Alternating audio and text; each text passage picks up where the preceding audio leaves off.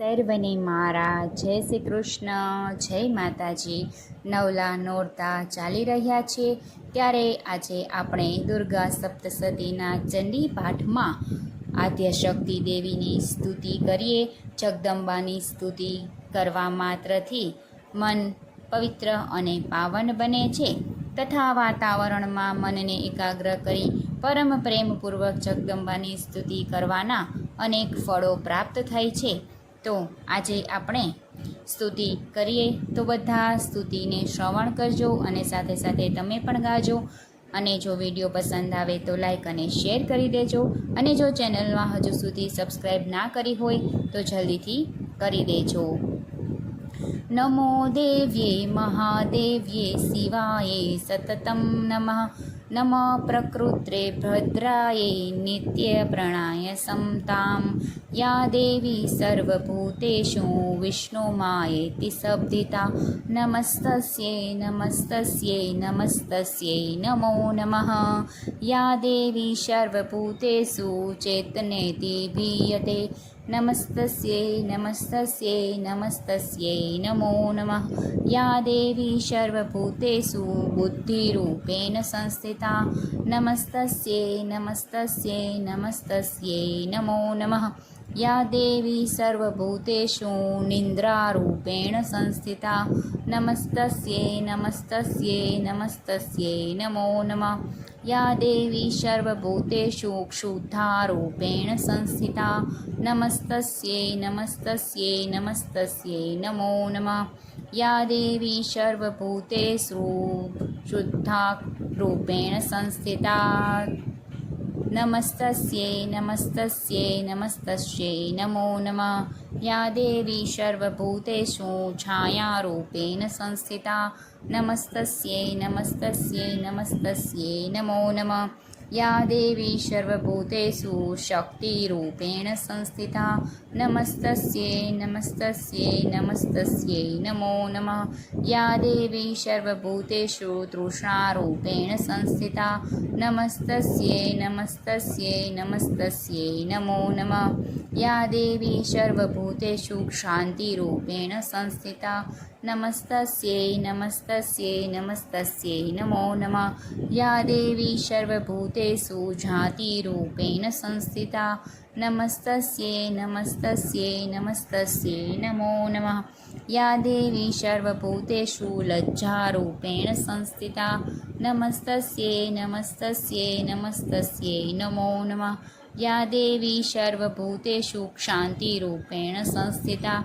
નમસ્તસ્યૈ નમસ્તસ્યૈ નમસ્તસ્યૈ નમો નમઃ. યા દેવી સર્વભૂતેષુ શ્રદ્ધારૂપેણ સંસ્થિતા. નમસ્તસ્યૈ નમસ્તસ્યૈ નમસ્તસ્યૈ નમો નમઃ. યા દેવી સર્વભૂતેષુ ક્રાંતિરૂપેણ સંસ્થિતા. નમસ્તસ્યૈ નમસ્તસ્યૈ નમસ્તસ્યૈ નમો નમઃ. યા દેવી સર્વભૂતેષુ લક્ષ્મીરૂપેણ સંસ્થિતા.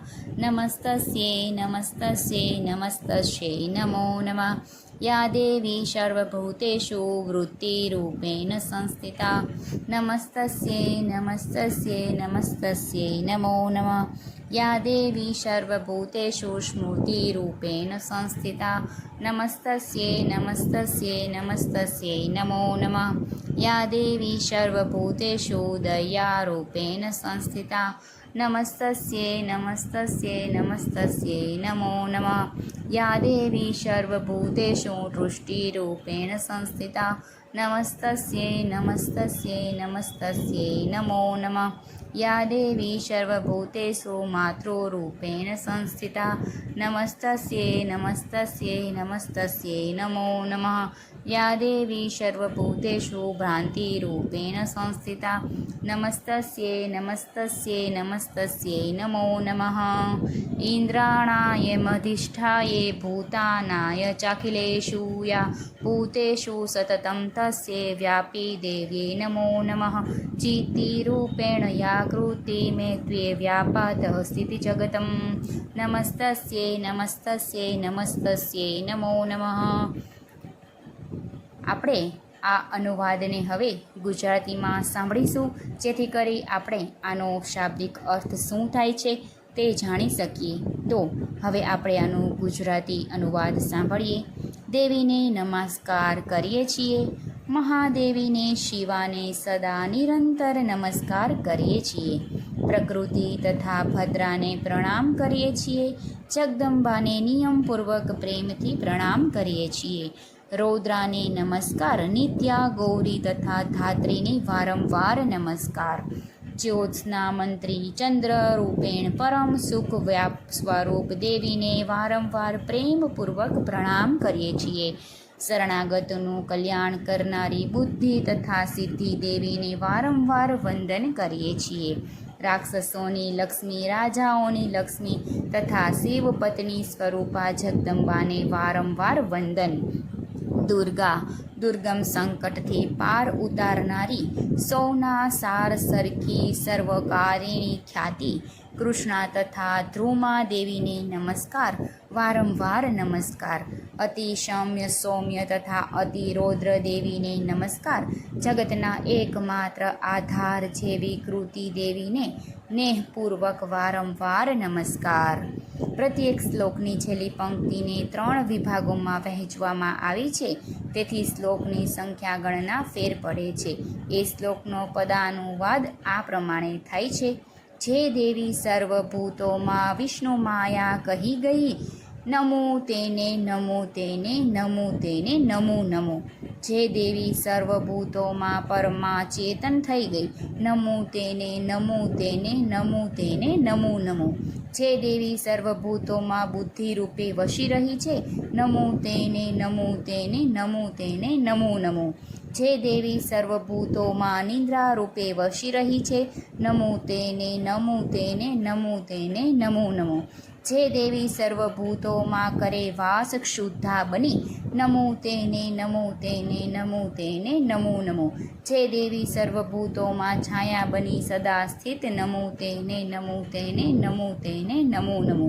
જે દેવી સર્વભૂતોમાં શક્તિ રૂપે રમી રહી છે, નમો તેને નમો તેને નમો તેને નમો નમો. જે દેવી સર્વભૂતોમાં તૃષ્ણા છે સર્વદા બની, નમો તેને નમો તેને નમો તેને નમો નમો. જે દેવી સર્વભૂતોમાં વસી નિત્ય થઈ ક્ષમા, નમો તેને નમો તેને નમો તેને નમો નમો.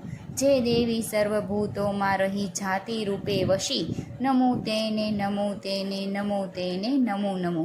જે દેવી સર્વભૂતોમાં લજ્જા રૂપે લઈ રહી, નમો તેને નમો તેને નમો તેને નમો નમો. જે દેવી સર્વભૂતોમાં ચિર શાંતિ બની રહી, નમો તેને નમો તેને નમો તેમને નમો નમો. જે દેવી સર્વભૂતોમાં શ્રદ્ધા રૂપે વસી રહી, નમો તેને નમો તેને નમો તેમને નમો નમો. જે દેવી સર્વભૂતોમાં વિલશે ક્રાંતિને બની, નમો તેને નમો તેને નમો તેને નમો નમો. જે દેવી સર્વભૂતોમાં લક્ષ્મી બની વસી રહી, નમો તેને નમો તેને નમો તેને નમો નમો. જે દેવી સર્વભૂતોમાં વાસવૃત્તિ રૂપે કરે, નમો તેને નમો તેને નમો તેને નમો નમો. જે દેવી સર્વભૂતોમાં સ્મૃતિના રૂપમાં રહે, નમો તેને નમો તેને નમો તેમને નમો નમો. જે દેવી સર્વભૂતોમાં બિરાજે છે દયા બની, નમો તેને નમો તેમને નમો તેમને નમો નમો. જે દેવી સર્વભૂતોમાં દૃષ્ટિ રૂપે વસી રહી, નમો તેને નમો તેને નમો તેમને નમો નમો. જે દેવી સર્વભૂતોમાં માતા બની વસી રહી, નમો તેમને નમો તેમને નમો તેમને નમો નમો. જે દેવી સર્વભૂતોમાં ભાંતિ રૂપમાં રમે, નમો તેમને નમો તેમને નમો તેમને નમો નમો. ઇન્દ્રિયોની અધિષ્ઠાત્રી વ્યાપક ભૂતોમાં બની, સદા તે વ્યાપક દેવીનો નમો નેહ થકી નમો. ચૈતન્ય રૂપમાં આખા વિશ્વને વ્યાપક જે બની, નમો તેને નમો તેને નમો તેને નમો નમો. પૂર્વકાળમાં પોતાની મનોકામનાની સિદ્ધિ માટે અને મનોકામનાની સિદ્ધિ પછી દેવોએ જેની સ્તુતિ કરી તથા દેવરાજ ઇન્દ્ર દિવસ પર્યંત જેની પૂજા કરી, તે કલ્યાણની એકમાત્ર અધિષ્ઠાત્રી દેવી ઈશ્વરી અમારું મંગલ તથા શુભ કરે, અમારા સઘળા સંકટોનો નાશ કરે.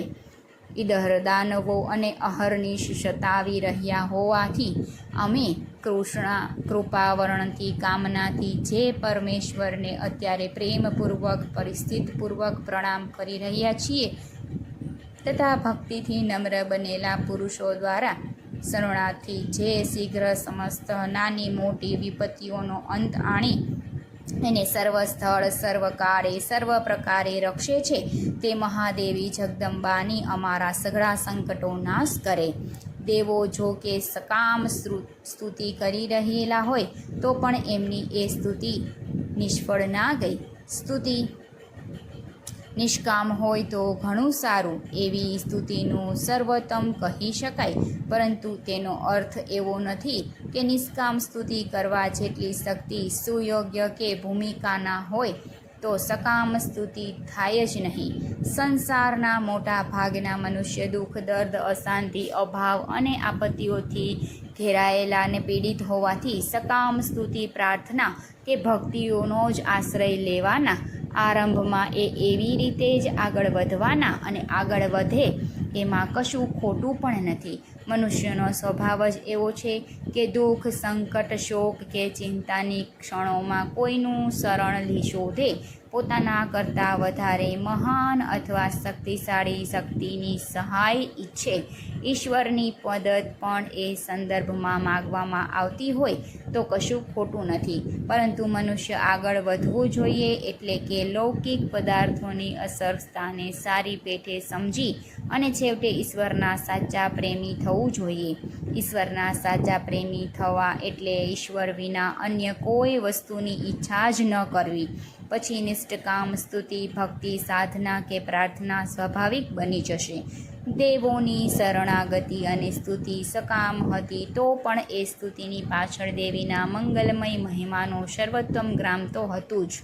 એની પ્રતીતિ એ સ્તુતિના ચિંતન મનનથી સહેલાઈથી થઈ શકે છે. દેવોને મન દેવીનું સ્વરૂપ કોઈ એક જ વસ્તુ કે વ્યક્તિપૂર્વક મર્યાદિત નહોતું, એ તો સર્વવ્યાપક અથવા સ્વરૂપ હતું. દેવોએ એને કેવી અનોખી અંજલિ આપી કે કહે છે કે દેવી માતા રૂપે, દયા રૂપે, સ્મૃતિ રૂપે, લક્ષ્મી રૂપે, ક્રાંતિ રૂપે, શાંતિ રૂપે, લજ્જા રૂપે તથા શ્રદ્ધા રૂપે, શુદ્ધા રૂપે, નિંદ્રા રૂપે, બુદ્ધિ રૂપે, શક્તિ રૂપે અને ચેતનાપૂર્વક સમસ્ત સંસારમાં વિરાજી અને વિલસી રહી છે. એના વિના બીજું કશું છે જ નહીં. માતાના રૂપમાં એ સૌથી અધિક અનુગમભવ્ય છે તો ચેતનાના રૂપમાં તે તદ્દન પાસે છે. દેવોએ આપી છે તેવી સૂક્ષ્માતિ સૂક્ષ્મ સર્વવ્યાપક અંજલિ અન્યત્ર નહીં જોવા મળે. જીવનનો ચોક્કસને શુભ વિકાસ સધાય છે ત્યારે એવી સૂક્ષ્મ સમજપૂર્વકની અનુરાગપૂર્વ અંજલિ શક્ય બને છે. એવી અંજલિથી દેવી સંપન્ન પ્રસન્ન થઈ અને અનુગ્રહ કરવા તૈયાર ના થાય તેવું કેમ બને? તે તો દયાળુ પ્રેમ મૂર્તિ છે, કરુણા સિંધુ છે અને ભક્તોના દુઃખથી દ્રવે છે, તે દુઃખને દૂર પણ કરે છે. દેવો પ્રેમપૂર્વક શક્તિમાન થઈ અને પ્રસ્તુત કરી રહેલા ત્યારે પાર્વતી દેવી ગંગામાં સ્નાન માટે આવી પહોંચી. એને દેવોને કોની સ્તુતિ કરો છો એવું પૂછ્યું.